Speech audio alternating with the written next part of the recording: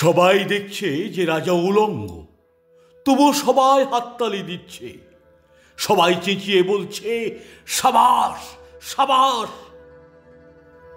কারো মনে সংস্কার, কারো ভয়, কেউ বা নিজের বুদ্ধি অন্য মানুষের কাছে বন্ধক দিয়েছে, কেউ বা পরান্নভোজী, কেউ কৃপাপ্রার্থী, উমেদার, প্রবঞ্চক।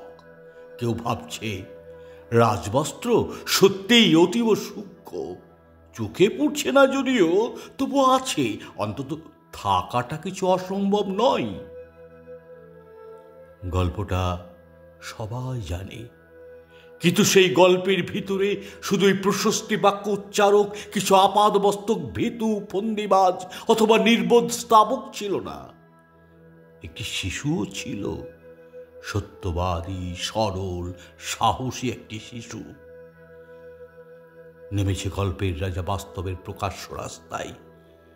আবার হাততালি উঠছে মুহুর্মুহু, জমে উঠছে স্তাবক বৃন্দের ভিড়, কিন্তু সেই শিশুটিকে আমি ভিড়ের ভিতরে আজ কোথাও দেখছি না।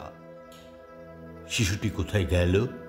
কেউ কি কোথাও তাকে কোনো পাহাড়ের গোপন গুহায় লুকিয়ে রেখেছে, নাকি সে পাথর, ঘাস, মাটি নিয়ে খেলতে খেলতে ঘুমিয়ে পড়েছে কোনো দূর নির্জন নদীর ধারে, কিংবা কোনো প্রান্তরের গাছের ছায়ায়?